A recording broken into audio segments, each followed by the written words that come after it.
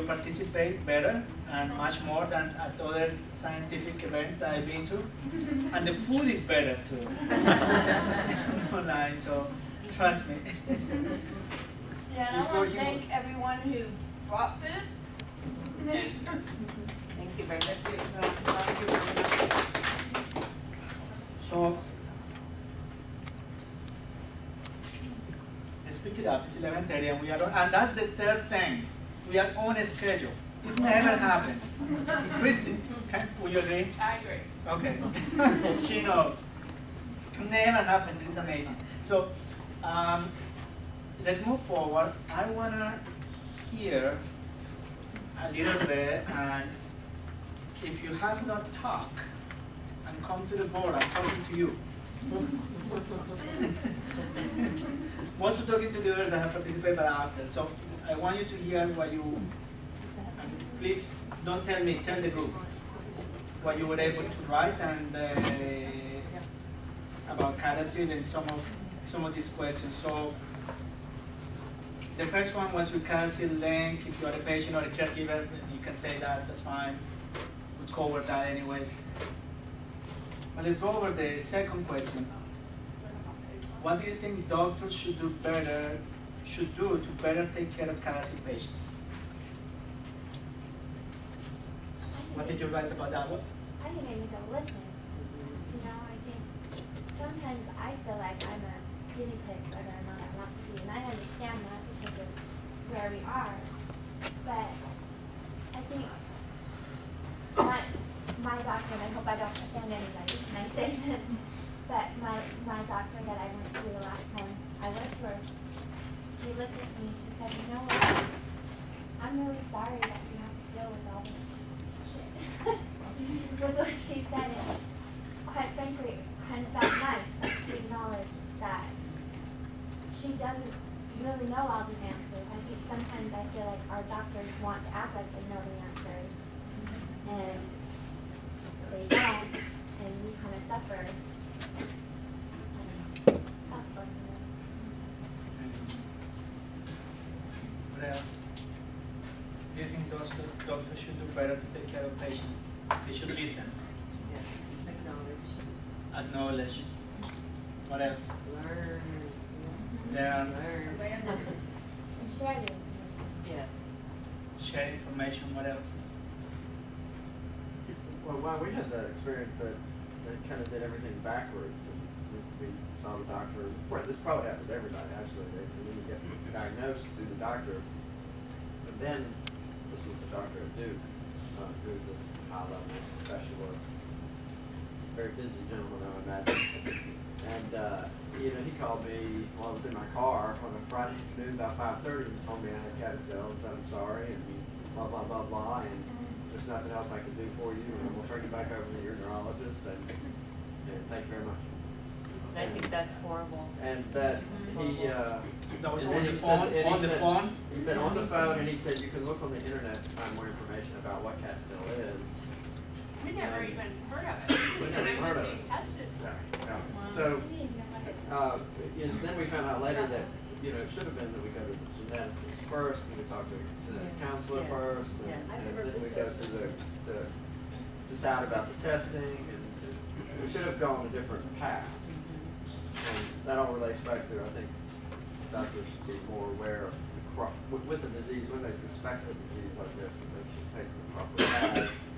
And there should be some center or some place where they go to research this and say, okay, here's some specialists, here's some knowledgeable places to go, here's some people that you can contact that are experienced with this disease, or doctors that have had exposure to this, that know this disease, so that you're just not thrown back to your neurologist who's going to say, I've never seen this before, but I'll help you. That type of I don't think it should ever, in my personal opinion, it shouldn't be done over a phone at all. My doctor would not tell me until I came to see him, which also alerted me that I probably had it, and I was able to prepare a little bit, but then truly, he was doing it the right way. He told me face to face as I was sitting down in his office, not in a car. Yeah, My yeah, gosh. very odd. You know, the bigger, what is this? There was nothing after that. Go to the internet. And that's pretty much all we could do because everyone was in their office needing to know anything about it. It'd be nice if within the medical community there was some knowledge or something where they did a research or a search on. I know they have big sites that they go to, and Harvard's probably one of them, where they do a search. Our neurologist did it in front of us. He went to Wikipedia.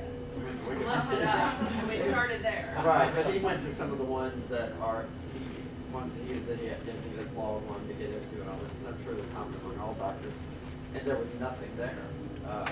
No site like, you know, most of the research is being done here, go here, and blah, blah, blah, but there is no single point for doctor speaking about it. Better channels of communication and also better information, the way it's communicated about also what resources are there. Yes. For them as doctors and also for them to provide to patients. That's something that should be improved. I think that going to a geneticist is probably your best bet. And had I not done that for my son, he would have still been treated by the neurologist for a vascular migraine or a complex migraine or something. That was their diagnosis. And the geneticist, they prepare you, they have information for you. They're very sensitive to the disorder. They have a social worker you can talk to. They have other people there that can help you through this.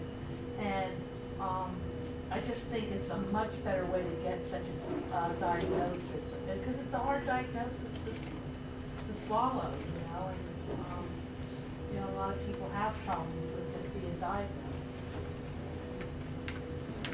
So it's also important to pick the right doctor. I'd like to find a place where I can go and find the doctor. Find a website, whatever. I would love the doctors to go and say, you know what, I know about it. And I'll put myself in a registry. And I mean, I know that the CADASIL Foundation has a few, but I would love it if doctors would go in and say, I know about it. And you can come to me. I know about it and you can come to me. Yeah. And doctors should do that. I mean, like my mom just moved to San Diego and she's relying on me to find her a doctor because which is dumb. But I can't do that. I can't find. I tried, but I can't. And it's just Did you nice. say you had gone to the foundation with that Yeah, list of and doctors? and there isn't anybody listed on there. So it'd just be In nice. the area. Yeah, it'd just be nice if the doctor could be like, I specialize in it, and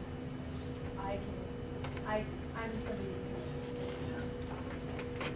can. And I think, you know, from what you say, I totally agree that this is like dropping the C bomb on someone.